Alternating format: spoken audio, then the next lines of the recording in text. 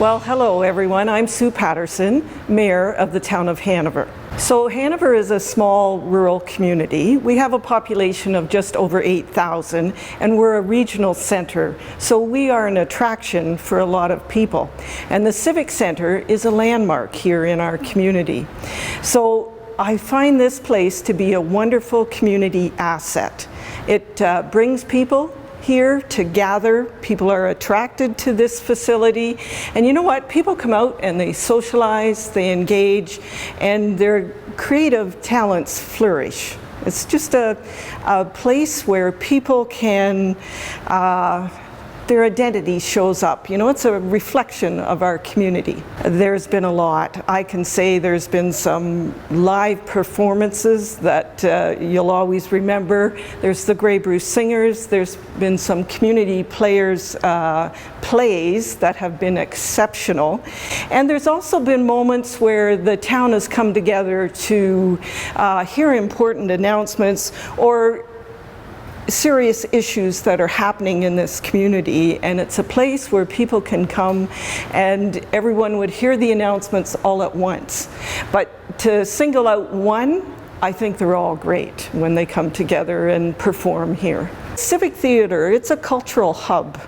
You know, when people come together and they can share some of their talents and their creativity, it brings other people out. So it fits right in with our HIP, Hanover's Innovative People program. So you know what? When we all come together and the culture is here, people may explore other initiatives. You know, they may have those talents that they say they can work together and maybe join a performance with the community players, or maybe they want to sing. But you know what? They all come together and it's a nice engagement for the community. It's actually a reflection of our identity. So the theater in itself attracts people of all ages, young and some not so young, middle-aged people, and the youth see the benefits of joining some of these, I want to say the community players, their plays. They come out and they can hear some great live performances. And there's other things that happen here. You know, the library uses this facility, and there's live events with animals and you know, programs that you wouldn't get anywhere else. I think the user groups are going to find it very comfortable, welcoming, as will the public. But you know what? They're going to be able to highlight some of their special skills and their talent, and I think it's going to attract more people to the community, and our own residents are going to come out and support the performances that are happening here. I can see already that the theater has been booked quite frequently for the next few months. The community players, they've got a special play that they're going to be putting on later this year. And you know what? The groups are going to see the benefit of having more people come out to their events. I just want to say that we're very proud of this facility, this landmark that, you know, people, there's a lot of memories in this building, and whether you're young or old, we can create new memories, but some of the past, the traditions that have happened in this facility will always be with us. Oh, yay!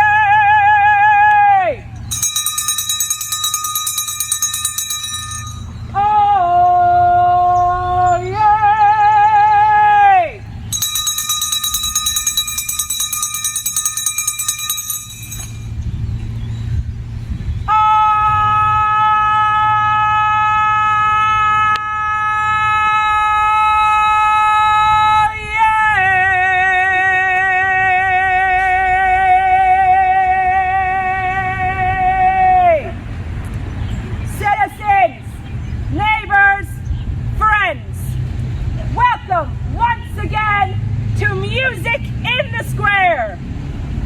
Music, be it a simple rhythm to a complex arrangement, has power that transcends time, crosses borders, and speaks any language. From religious to pop, classical to punk, rock and roll to soul and funk. Music draws us, moves our feet, and it's why we're gathered here today. So, my friends, sit, dance, or simply stand and sway, and let the music take your cares away. God bless all of our musicians, and God save the Queen. Fabulous, Jen. Thanks so much. Hi, I'm Jen, and I am your friendly neighborhood town crier. I've been in this position for 10 years now, and it has been an absolute honor to represent the fine citizens and council and mayor and everything that this great community has to offer, not only within the area, but abroad, as well as I travel the province promoting the town of Hanover and what we have to offer people to come and move here, but to come and visit as well. And a theater, especially one like this one, is a great resource that we can share with the community abroad. As a town crier, I act as an ambassador not only for the mayor and council, but also for the community when I travel the province, promoting all the wonderful events and insights and benefits of living and coming and visiting the town of Hanover. One of those, of course, being our amazing theater here. It's a wonderful, wonderful space, and I'm so happy that all the renovations are complete. It looks absolutely wonderful. I think one of my favorite memories of being town crier here was not only you know, the times I've done like an opening cry for something, but I emceed the youth talent show for the Sights and Sounds competition one year, and I had an absolute wonderful time, and it was great to see so many community members out supporting all of the wonderful talented youth that we have here. Yeah, so we were collected by a bunch of parents sitting around needing a dance studio for the kids in the area. So in 1964, that's when we, the parents of the towns around, surrounding towns, got together at a kitchen table and made this happen, this wonderful dance studio that we've had for around 59 years. We are the only non-for-profit dance studio in the area, and that means that we give affordable dance to the surrounding community. There have been so many, I would say every year there's just so many I say are my favorite, my favorite, my favorite. So in the about 12 seasons that I've been a part of Grey Bruce School of Dance, I couldn't even tell you what my favorite is because there's far too many. So what we have found historically is it's a lot easier for families to be able to see the dancers when they come. The experience is a huge theater experience, which in a small town is obviously so much better with staggered seating and air conditioning. It's just been a bonus to have this in our community. So at the end of our season, we do a year-end recital. It'll be in May on the 13th and 14th. We generally have afternoon performances on Saturday, an evening performance on Saturday, and an afternoon performance on Sunday at the Civic Theatre when it opens and we get to get back. It's so exciting. Yeah, they can either hit us up on Facebook or Instagram, and you can reach us through email at info@greybrucedance.com, or you can come to our website at greybrucedance.com. Back Porch Events is a concert business that we began in 2008. We did our first show here at the Hanover Civic Theatre in 2008 in September, and it was Bill Kelly, and it was called The Man in Black. It was a Johnny Cash tribute. And since then, for the past 13 years, we've been producing shows here at the Hanover Civic Theatre, starting in September, ending in May, anywhere between 13 and 14 shows in between that time. We do original acts. We also do a lot of tribute shows, which people seem to enjoy. It takes them back in time, and you can't see these bands anymore. So I think it's great that we've done this $2.9 million renovation, because the venue actually was a little jewel in the rough before this renovation, but now it's a real diamond. You don't have to go to the city anymore to see a great show. You can do it right here in town, and that's what we do. We've been producing shows for the last 13 years across Southwest Ontario. We're doing about 40 shows, anywhere from Midland down through Collingwood, Owen Sound, and back to Hanover and up to Fergus. So we've been doing this for quite some time, and we're very excited about the new theater. With the upgraded sound and the upgraded lighting, this really will be a world-class venue for people of this town to come and enjoy some great entertainment, local entertainment as well. And we're very excited to be able to produce shows here at this venue, starting with our Bob Seger and the Silver Bullet Band on September 2nd. So I would highly encourage anybody in this town who has not been to one of our productions or one of our shows. It's a great way to take the wife out for a night, a little bit of dinner and a show, and you won't be disappointed. There's nothing that brings me more joy than seeing people come out of this theater after one of our shows with big smiles on their faces and letting us know that they've really enjoyed the entertainment that we've provided. And we look forward to producing a lot more shows here in this venue. And quite honestly, we're just happy to have our business located in Hanover and to be able to produce these shows for the community. I would say there's been, for me personally, the reason I get into the business is I have a very high interest in music. I love it, and I love the emotions that it gives our audiences, and you can tell when they're really enjoying a show. But we've had Hotel California here, we've had ABBA here. I'm very much looking forward to my favorite show ever, which is our grand opening show with the Blues Brothers. I know both of the gentlemen quite well that do the show. We've worked with them multiple times, and if you come out to the grand opening show and you see the Blues Brothers, it's a show that you're not going to forget. It's not just music, it's dancing, it's comedy, it's fantastic music, and it's been my favorite show, and I just love these guys, and I think that it's a great way to kick off the opening of this theater. Hello, I'm Susan Sackle, and I'm a member of Hanover's Cultural Roundtable. I will be reading excerpts today from John Gardner's book, My Left-Handed, Backwards, Upside-Down Life and Assorted Short Stories. His memoir was published in September of 2021. For those of you who don't know John Gardner, his memoir is about growing up and coming of age in Hanover during the 1950s, 60s, and early 1970s, a time of great social change in small towns everywhere. So the first set of excerpts are about the drive-in, and he calls it Seeing the Stars Under the Stars. When I was a young guy growing up in Hanover, especially during my teen years, one of my favorite places was the Hanover Drive-In Theater. Spent many a happy night at that place, and I'm going to tell you something that you may not believe. I have never once snuck into the Hanover Drive-In. And that's a claim that not a lot of other folks my vintage can make. There were a lot of really great nights at the drive-in for sure. The long weekend all-nighters were a riotously uproarious bunch of fun. And I never missed one when I was living in town and in the right age bracket. John's next excerpts deal with the theater, and he calls it Living Across the Road from the Paramount.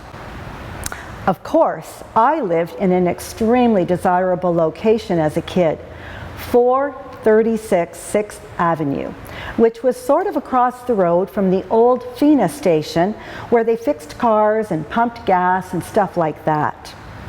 Actually, right across the road from our house was a 2-story apartment building, and the rumor was that it had been a livery stable in the extremely, really old days, and Noah Brusso, whose other name was Tommy Burns, who became, for real, the heavyweight champion of the world back at some obscure point in time. Anyway, I digress. Norm's Restaurant, which was famous for all sorts of things in the old days. French fries, fish and chips, ice cream cones, was also sort of right across the main street from us, and so was the Paramount Theater. Owned in those days by the Ron family, at least I'm pretty sure. So, After we moved into town in 1960, I was a regular at the afternoon matinees at the Paramount, and I would get 25 cents to go, I think. It's a bit hazy. But I think it was like 10 cents to get in, and then you'd have 15 for junk. Likely Macintosh toffee for me. True teeth destroyers, if ever there was such a thing. And it seemed we were mostly watching westerns in those days, and war movies. And there was a steady diet of Audie Murphy and John Wayne. I remember coming out of the Paramount on a Saturday afternoon, and the bunch of us running across the FINA parking lot pretending we were saving the world from somebody or something, shooting and firing and killing everything with our imaginary guns. Great times at the Paramount for sure. Remember seeing both Beatles movies, Help and Hard Day's Night, with Glenn sitting in the very back row, which was our usual haunt. And of course, folks could smoke like chimneys in the theater in those days, pretty well everywhere else too. And so by the time the show had been going for a while, the air was sort of a hazy blue. And by the time the show was ending, you had some difficulty seeing the screen. Yeah, those were the days. Likely, the biggest memory I have of going to see a music movie at the Paramount, though, was when the movie about the big Woodstock Art and Music Festival came to town. Woodstock was, of course, the biggest single hippie event in the history of the world. Everybody who wasn't there wished they had been. And if everybody had gone that wished they'd been there, as well as the 500,000 folks who were there, why, there'd have been a couple of million people there, at least. Anyway, when the Woodstock movie came to the Paramount Theater in Hanover, likely 1970, I did something I didn't do at any other point in the history of my high school career. I asked a for real girl to go with me. So, I walked down to meet her at her place. No car in those days, and we walked back through town in lots of time to get to the Paramount before the show started. And when we got there, it was an unbelievable scene. Several hundred young people, most of the long-haired variety, had shown up to see the movie and be part of the happening. And there were way more people than the theater could possibly hold. And there was pushing and shoving, and it sort of turned into an uncool situation. I have a vague memory of the Hanover police coming along and trying to inflict a little order into the chaos, and mostly failing. Anyway, somehow it all got sorted out and I managed to get into the theater with my date. But I've always felt it kind of threw the whole night off. Walked the young lady home after the show, and that was that. The final excerpts I will read today highlight John's music career. He calls it the band's first big gig. You know, it was funny how it worked in those early band days. Almost every young guy in Hanover seemed to be trying to learn how to play the guitar or the drums or anything that might launch him along the path toward rock and roll stardom. It was kind of a cruel process because it was sort of like the survival of the musical fittest. You'd get a band together with your friends like Glenn and I did. Then you'd keep shifting positions until you had what you thought was the right mix of players to have the best band possible. The band that finally rose to the surface was called Strange Brew. We were a four-piece: drums, bass, guitar, and vocals. And our ace in the hole was a new kid in town who just moved in when his dad got a job teaching at Hanover High. I became fast friends with the new kid, and he was a great guy who could sing way better than anyone else in the area.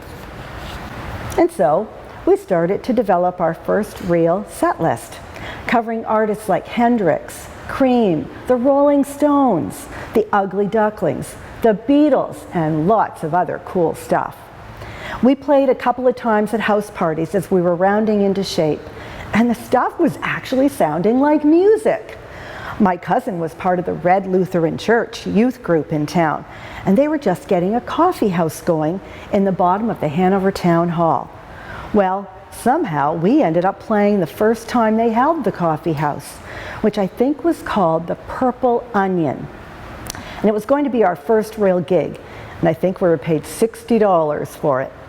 So we loaded our gear into the town hall basement while the volunteers were busy setting up. Glenn had gone all out, building us a spectacular light show, complete with 2 big light columns and a homemade strobe for the big psychedelic number, Tobacco Road. We all got a case of the nerves when, just as we were about to start, in walked a bunch of guys from the band, Father Finley's Wake. The older guys in town who'd already been out gigging for a couple of years. This would truly be a test for our fledgling band, and all I can remember is that we played our hearts out and set the stage for the next couple of years for the band. Even the guys in Finley's Wake came up and congratulated us after the gig. The only real hitch had been that Glenn's homemade strobe light kept bouncing all over the stage, so he ended up having to sit on it to keep it in one position. Other than that, everything went pretty well. Strange Brew played many times over the next couple of years and earned a solid fan base among the young people of this area. We played high schools, teen towns, CYO dances, and lots of other events. Back in those days, before the era of the disc jockey, everybody who wanted to hold a dance hired a band, so there was lots of work. We also made really good money and became sort of rich kids in high school, although we squandered every penny of it. The 2 biggest gigs we played were the Teeswater Old Boys Reunion and the prom at the Fergus High School. Then our singer moved away, our drummer moved to country music where there was a lot more money, and our guitar player switched to playing drums and joined a lounge act. But our enormous fun, it was fun while it lasted. And that's it for today. If you want to hear more from John Gardner's excerpts, check out his book, My Left-Handed, Backwards, Upside Down Life and Assorted Short Stories at the Hanover Public Library. Bye. So the theater is not only a hub for our community to use for cultural events, the Hanover theater and the various concerts that come through, but it's a huge draw for our downtown as well to attract tourists to come and see the plays and the concerts, and therefore they're also spending money going for dinner, maybe doing some light shopping, and it's this great cyclical retail environment that then is forming that benefits our downtown businesses. Oh, my most favorite, I think, would have to be Nana's Naughty Knickers. I came with my husband. We had a date night, and we did what everybody else does. We did some light shopping downtown and had dinner, and then came and saw a play done by the Hanover Community Players, and we had a great time, lots of laughs, and it was so great seeing friends and neighbors and community members that we knew up on stage, and seeing this space being used. We really enjoyed it.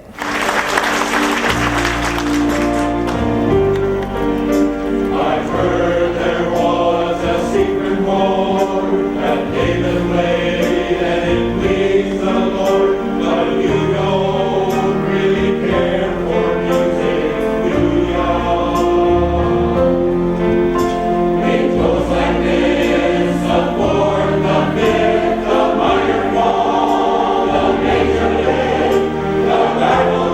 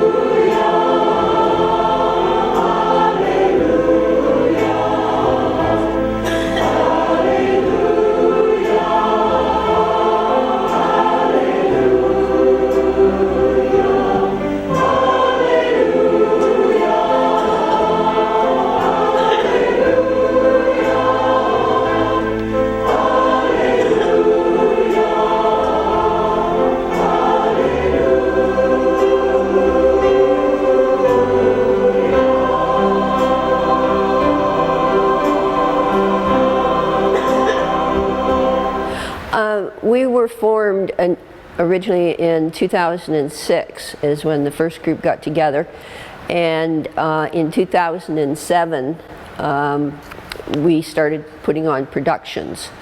And the reason we got formed is that actually we were in the middle of Les Mis over at the high school, and another person who was working on it said, well, there's nothing for adults for theater around here. We should start our own theater company. And that's how it got started. And by 2007, we were a registered charity with the government, and we've been going ever since. We put on what we call 2 productions a year, and each production would have a number of shows. For the first time this coming December, there will be 8 shows, which is very unusual for us because normally there's only 3 or 4. But it being a great big Broadway expensive musical, we need to get as many shows in as we can. With the spring one, and the spring shows are usually geared more to adults, comedy because it sells, and that one will usually go for 6 performances, and so that's what we do. The one that I had a lot of fun with and the audiences really enjoyed was called Nana's Naughty Knickers, and we did it in 2015, and the set was constructed with a lot of hidden things in it. And you know, doors swung open and lights came on, clothes twirled in the closet, the fireplace opened up with shoes on it. But anyway, the upshot of it was that people thought this was done automatically. You know, we hooked up materials, and in actual fact it was 6 teenagers backstage doing it all, and they had to coordinate it because it had to happen fast. I believe, as does the board, that there needs to be cultural outlets, and thank heavens we have the Cultural Roundtable. But theater is important because it allows people's imaginations to take over as you try to become another character on stage. It gives you an outlet, something that's completely different to what your everyday life is. And the other thing is that we like to teach, we like to get people working backstage as well if they don't want to be on the stage. There's all kinds of jobs to do prior to productions. And then during the show, there's all kinds of things to do, because usually there's a lot of props in the kids' shows. And without a proper theater, which we now have, it's very difficult to train people or to have performances. We were so thankful to St. Matthew's Evangelical Lutheran Church to allow us to rent their auditorium, and so we were able to put on 2 productions. But it's really difficult. I mean, we had to build out the stage, we had to do all kinds of things to make it work, because the stage was only 14 feet deep. And it's another way that you learn to appreciate what a theater actually is. And that's why it's important. You can't teach theater, I don't think, unless you're in a theater, because you've got to teach them from the ground up. We don't tell anybody that they can't do anything. You try out and we'll see what we can do for you. Obviously, with the new technical things in here, it's going to help us to grow, and hopefully with the better air conditioning and the ventilation, it's going to make I think audiences appreciate coming to the theater and not either freezing or overheating. It's going to, I hope, with the complexity of the lighting that you have to learn, that will get a hold of some of the younger crowd, because they like the computers, and hopefully they can start to take over from some of us oldsters. But without this kind of a building, downstairs as well as upstairs, it's really difficult to put on a good show. When we bring it back, it will be Oliver, and the cast is already chosen. They will start rehearsing September 6th, first day of school, and they'll be rehearsing 3 times a week. because it just requires that amount of time to do a big musical. Then we are doing a play. By the way, the Oliver will be the first 2 weekends in December. The play in the spring will be the last weekend of April and the first weekend in May. I'm hoping to direct it as long as the board says my choice is okay. I've got a play in mind. I'm waiting for the script to come, but I think it would be well received here in Hanover. I mean, it even has a ghost, you know, so good play has a ghost. We've been known over the years as a supporter of the town's theater, and of course we've donated money or equipment to the town. Most recently we obtained a grant from the Community Foundation Grey Bruce, which is going to help with the cost of the curtains that hopefully will be here shortly. Through our ticket program of $1 from every adult ticket sold, we then donate it to an area group that specializes or at least deals with youth, so that we help to improve that way. Obviously, we're the proud recipients of the Not-for-Profit Excellence Award from the Chamber of Commerce. We obtained a Trillium grant to help us get through the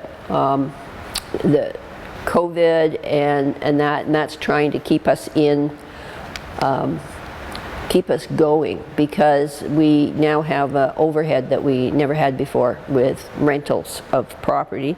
Over the years, we've won awards and nominations from the Western Ontario Drama League, and some of our people have gone on to do drama in universities and in theater. So the Hanover Public Library is more than just books. We also offer lots of programs for adults and children.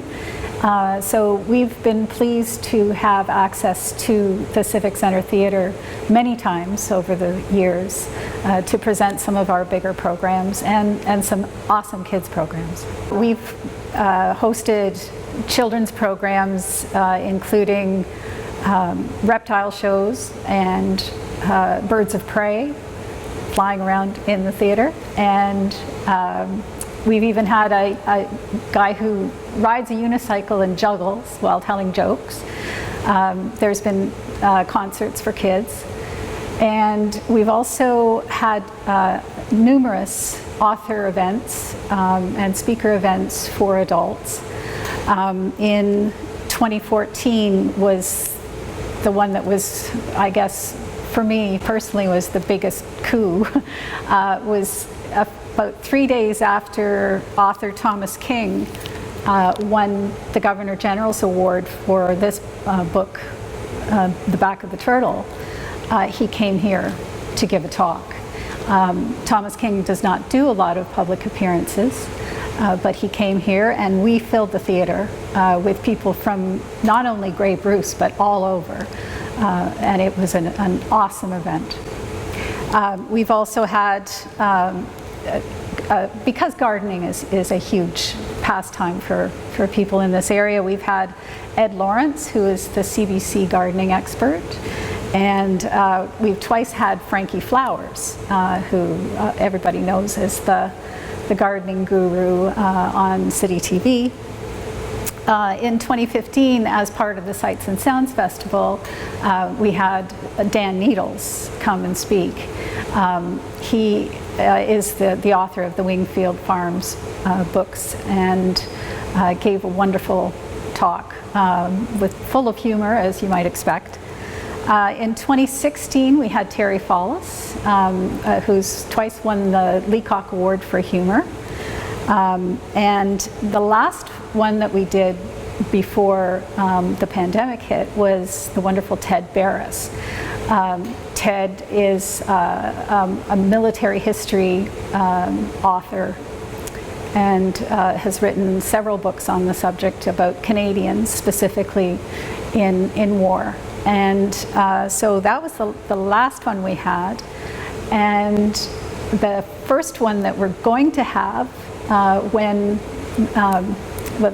that the theater's reopened for use is Ted Barris. He has a new book coming out in September called Gauntlet to Victory, the Battle of the Atlantic. So we're looking forward to hosting TED again on October 7th. So that's, as you can see, we've done lots and lots of great shows and events in the theater, and we're just thrilled to be able to start using it again. Yeah, well, yeah, I mean, it's such a great space for speaker events that are of interest to a wide variety of people. So we're really happy that we're able to get in here again and start using it. Well, a lot of the programs that we do are smaller, and we can do them in the Saugeen Room or a smaller venue, but sometimes we get lucky and we get a really big name, a big draw. And we need the extra space so that we can accommodate all the people who want to take part. So having the theater available to us is we're able to then bring in some of those bigger names that are really well known in Canadian literature or Canadian culture.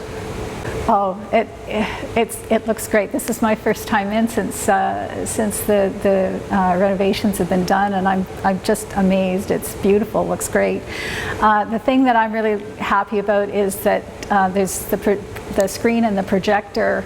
The projector being built in, basically, because in the past we've had to roll in a little cart, borrow a projector, and it's had cords running everywhere, and it worked, but it was a lot of trouble to do it. And a lot of speakers want to do a slideshow or show some bits of video or whatever, and so we've had to accommodate that with a lot of complications with the new setup with the projector and the screen that are basically built in. That's going to simplify things so much for us. We're really happy about that. I'm sure that starting next summer for the summer reading, and possibly before that, there'll be children's programs that'll be booked to take place. Quite often, our children's librarian she can bring in some fantastic shows for kids if we have the space to do it. So that's been a struggle over the past few years. Well, first of all, because of the pandemic, and then because we haven't had access to the space. So I'm sure that there's going to be lots of great shows for kids in the future, concerts and humor and animal shows and opportunities for kids to learn and to experience going to an event like that in a beautiful space. So for us, for the adults, just again being able to bring in people like Ted Barris and other big name Canadian authors and Canadian personalities to give talks is going to be wonderful. Really happy that we have access to the space again. The Hanover Chamber has been around for over 60 years. Basically what we're doing is we're looking out for the businesses in Hanover, trying to help support them and grow and draw people to the community of Hanover. For the Chamber, we've had municipal elections whenever they're on. We have a Meet the Candidates meeting where the communities can come out, and we've also done some fashion shows here in the past. Personally myself, I've come and watched the Grey Bruce Singers on many occasions.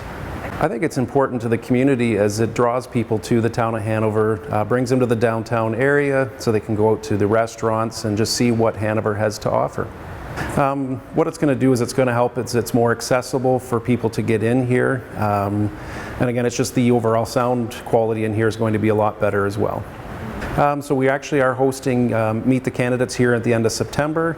So we're hoping to get a big crowd out here just to kind of come out and see what the people running for council have to say, and just looking forward to potentially having some other events here in the future now that it's been renovated and upgraded. If I asked you to dance, would you say yes? Yes, yes, yes, yes, yes, yes, yes, yes, yes, yes, yes, yes, yes, yes, yes, yes, yes, yes, yes.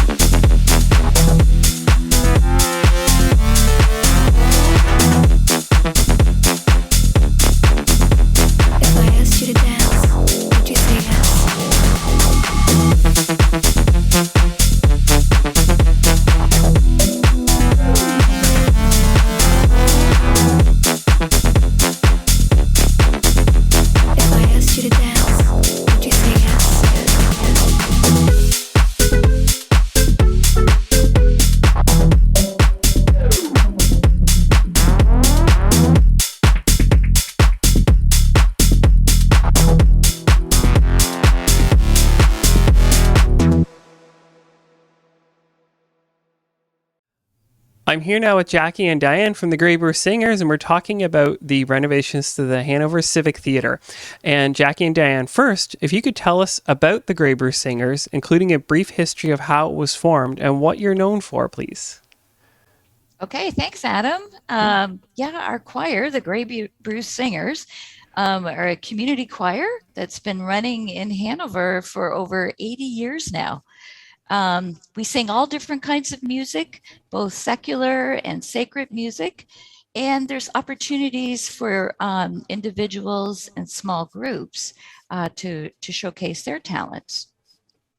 The Grey Bruce Singers rehearse every Wednesday evening from September to April at the Hanover Civic Theatre, with 5 performances for our Christmas show and 5 performances in the spring. New members are welcome to join our GBS family. No auditions to join are required, and it's not a requirement to be able to read music either. But a willingness to learn is important, because you will certainly learn good vocal techniques from our director and our accompanist. So we are very excited to introduce our new director, Chris Burton. And Chris has earned a Doctor of Musical Arts and brings a wealth of teaching and performance experience to us. We also welcome our new accompanist, and his name is Norman Rinteman.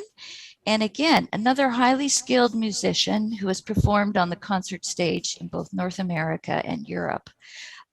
So for more information, we encourage people to check us out at our website at www.greybrucesingers.ca and on our Facebook page. Now, Jackie is our travel coordinator and would like to share some of our travel experiences. Thank you, Diane.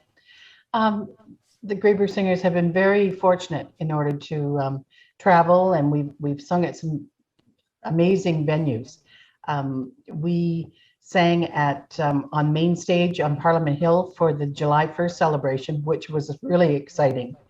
And as a result of that, the following year we were invited to perform do a performing tour in Scotland and England. Since then, we've performed Handel's Messiah in the Lincoln Center in New York. And several years later, a small group of us were fortunate enough to be invited back to Carnegie Hall in New York. It was such an honor to have performed at these prestigious venues. Since then, we've sung at the national anthem at the Toronto Blue Jays, and we've done many music festivals in Canada and the US. And we hope to travel in the future. Our new director and accompanist are very keen to do more traveling, so that's great.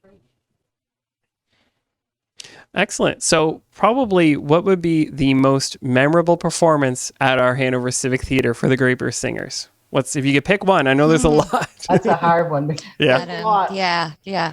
Well, certainly one of the most memorable concerts we did was dedicated to the veterans and the 100th anniversary of Vimy Ridge. So, we had members of the Legion and cadets marching with us on stage and with their flags and whatnot. We did an emotional reading of In Flanders Fields, and the pride we felt with when everybody sang "O Canada." It was just an amazing show. Another fun concert that we did was a tribute to Canadian music, and we were performing songs from Canadian artists such as Gordon Lightfoot and Sylvia Tyson and Rita McNeil. So Canada has so many amazing artists. It's incredible. And I know it was, you asked for one, but of course, I have to say too, all of our Christmas concerts are favorites because, it gets everyone in the Christmas spirit. And, it's become a tradition for some people to kind of kick off their holiday season by attending one of our concerts. Yeah. That's a pretty fair statement, Jackie? Yeah. Most people say Christmas doesn't start till they hear the Grey Bruce Singers. Yeah. Yeah, I would agree, and certainly that has been some of the best shows. So this one may be pretty easy for you two to answer, Jackie and Diane, but I'm pretty sure the Civic Theatre is pretty important to the Grey Bruce Singers, not only as a venue to perform, but to practice in, right? Yeah. Yes, it sure has. You know, the Civic Center, it's been an excellent venue for us to present our Christmas and our spring concerts, which involves 5 shows each time. It provides very comfortable seating for our patrons and good sight lines for all of our patrons. It's also, this is important, it's also great to be able to have our rehearsals in the theater where you are performing. It's a key factor to be able to plan and produce your show right there in the theater, you know, throughout the course of rehearsals and things like that, because there's, you know, sound checks, as you well know, Adam, and lighting. It's all about the timing, and that's why, you know, it's really great to be able to have, you know, this facility available to us, as I said, to do our rehearsals and our performances in. Right on, yeah. And I bet you with some of these recent improvements to the theater, the lighting and the sound system got an overhaul. That's going to be really exciting to try out when we get it back into the theater, I'm sure, for you, for the group. Yeah, we can't wait. Yeah, that's exciting for us. Yeah. Yeah. Then is there any other of the recent improvements that you're looking forward to seeing and will help the Grey Bruce Singers with their performances in the future? Basically, we expect that, you know, the enhancements will increase, you know, the enjoyment of the performances for both our patrons and our choir members. We've been fortunate to have sold out performances in the past, so the improvements should ensure that this trend continues. With the sound and lighting improvements that we talked about, this will only add to the quality of our performances. But also they've done upgrades to the HVAC system, I believe. And that's definitely going to make it much more comfortable for, again, our patrons and for our choir members. And so basically this should, you know, help to attract new choir members to, you know, for us to enjoy the experience of performing in a new and an improved venue. And, you know, again, we're very fortunate to have such an amazing facility available to us. Absolutely. A new venue with modern upgrades, but still a small town charm is perfect. Yeah, exactly. Yeah. So then to wrap things up, tell us about the future of Grey Bruce Singers. What are you working on as we get back into the theater in person? Well, we're very excited about the future. We're starting back with a new director and a new accompanist and a refreshed facility. So, you know, it's been 2 years since we've sung. And it's going to be a big adjustment for everybody. We were lucky enough to do just a little mini session this summer, just to get back singing a bit and get familiar with our new director. We will start back in September 7th for our Christmas performance, and which will be scheduled to, the show will be November 17th, 18th, 19th, and 20th.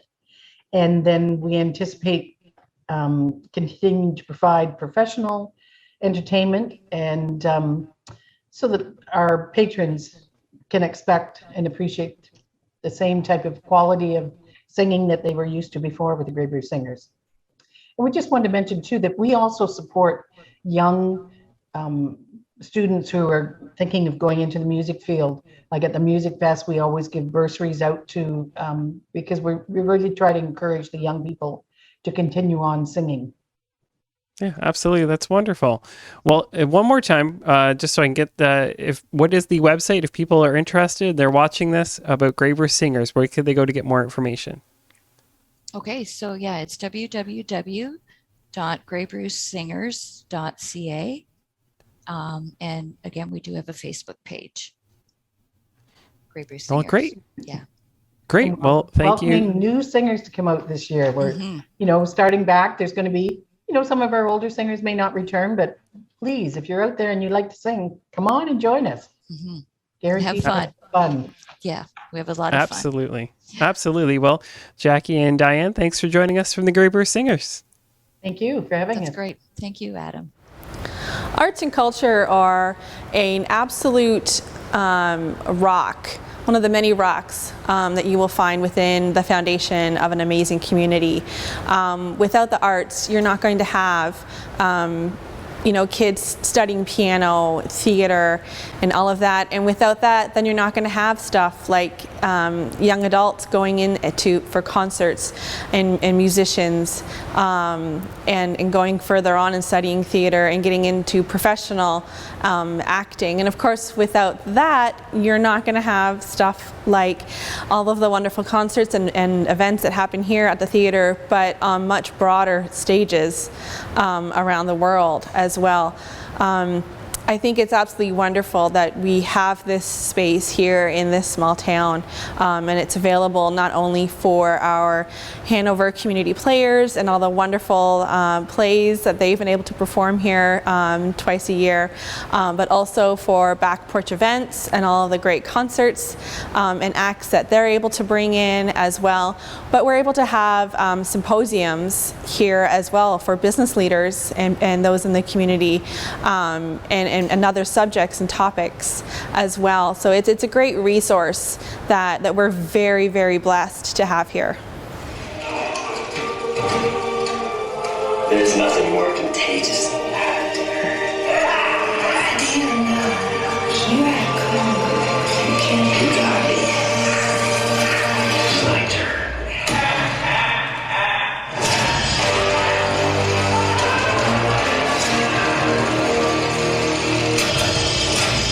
Don't call it a comeback. Yeah, so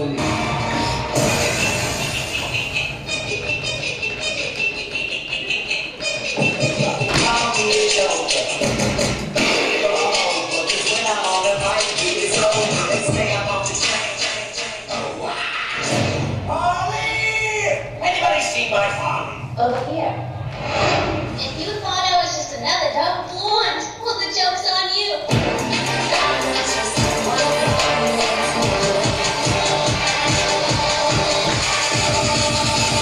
I'm Harley Quinn. Pleased to meet you.